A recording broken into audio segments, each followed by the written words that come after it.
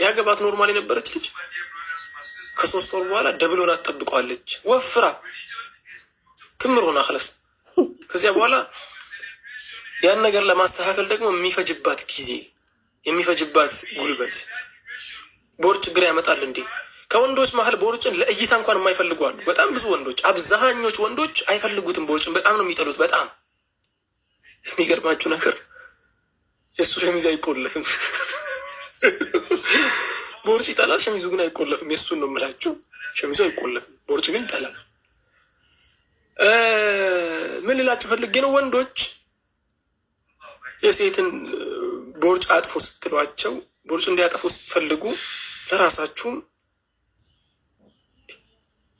አንዳንዱ እኮ ጫማ ሲያስቦርሽ የእግሩን ጫማ ማለት ነው። ጫማው ለሊስትሮ ሰጥቶ እኮ ያው መቼስ አላህ ነው የሚያይ፣ በደንብ አድርገህ ቦርሽ ይለዋል። ማየት አይችልም። ከለስ ዝግ ነው፣ ቢሮው ዝግ ነው፣ በጊዜ የሚዘጋ። እንዲህ ያሉ ነገሮች አሉ። እንዲህ ያለ ነገር እንዳያጋጥመን እኔ ገመድ ላይ ነኝ ለሚለው ደግሞ ሱቅ ላይ ሄዶ መንጠልጠልም ይቻላል፣ ለመሸጥ እንዲያመች ማለት ነው። እና ምን ልላችሁ ፈልጌ ነው፣ ሩዝ እየተከመረ ከብሳ ብትሉ ምን ብትሉ እንዲህ እየሰበሰቡ የማይሆን ነገር ውስጥ ከመግባት ያገኘነው ምግብ ላይ እየበላን ፋት ያለበትን ቾኮሌትና የመሳሰሉ ነገሮችን እየበላን የማይሆን ነገር ውስጥ ከምንገባ ሰውነታችንን እየጠበቅን ጽዳታችን፣ ንጽህናችንን እየጠበቅን ትዳራችንን እንጠብቅ።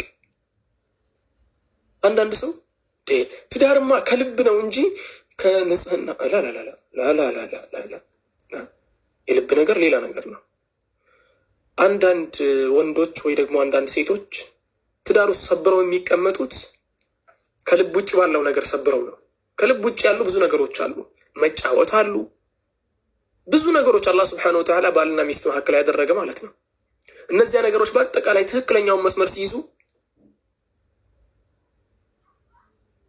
ባለቤትህ ጠረንህን መናፈቅ ስትጀምር ወይ ደግሞ ባልሽ ጠረንሽን መናፈቅ ሲጀምር ስራ ቦታ ሄዶ ሁላ ያ ጠረን ትዝ ሲለው እንትን ሲል ጥሩ ትዳር ይሆናል። አትሊስት በሆነ ሳይድ ማለት ነው። ይሄ ብዙን ጊዜ እንትን የሚሉ ሰዎች አሉ። ልብ ከተስተካከለማ አካል አባቴ በቃ ልምከር፣ ቦርጭን አጥፋ፣ አለቀ። ያንን ችግር ለመደበቅ ሌላ ሰበብ መደርደር አያስፈልግም። ቦርጭህን አጥፋ ነው ያለው ነገር።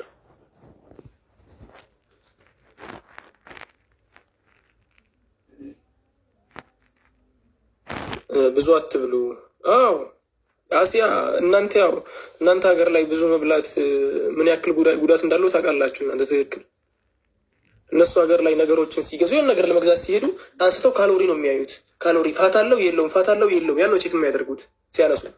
እኛ ሀገር ላይ ደግሞ ብድግ አድርጎ እጅ ይሞላላ በደንብ ያጠግባል ይላል። ላ ሐውለ ወላ ቁወተ ኢላ ቢላህ። ይከብዳል። የማጥገቡን ብቻ ነው እኛ የምናየው። ሰው ሀገር ግን ያለውን ነገር በአጠቃላይ አንድ ጓደኛ ያለ በጣም ያስቸገረኝ በሄድንበት ሁሉ እያነሳ ካሎሪ ነው የሚያየው። አንተ ልጅ አላህን ፍራ፣ ተው። የመጣ ነው ከኢትዮጵያ ነው፣ ወደሚሞላ ነገር ፈልግ። አይሰማኝም። ካሎሪ በቃ ፋት ካሎሪ። እሱ እንኳን ያው ፉል ፋት ነው የሚፈልገው ሁሌ ቶፕ ያለውም ማለት ነው፣ ልክ እንደኔ ገመድ ስለሆነ። እና ምን ልላችሁ ፈልጌ ነው፣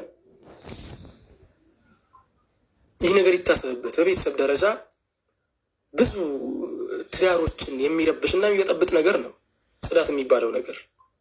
በተለይ አንዴ ከሀገር ወጥቶ ሰው ሀገር የሄደ ሰው፣ አረብ ሀገር የሚሆን ፈረንጅ ሀገር የሄደ ሰው ያውቀዋል ህይወት እንዴት እንደሚኖር። አሁን ሳውዲ አረቢያ ውስጥ አሁን በጣም ከሚገርመኝ ነገር ወላሂ ነው የምላቸው፣ ሽማግሌዎቻቸው፣ ህፃናቶቻቸው እኔ እስከማውቀው ድረስ እዚህ ባለሁበት ቦታ ሽታቸው ብቻ በጣም በቂ ነው። ዑድ የሚባለው ሽቶ አለ፣ እሱን ነው የሚጠቀሙት።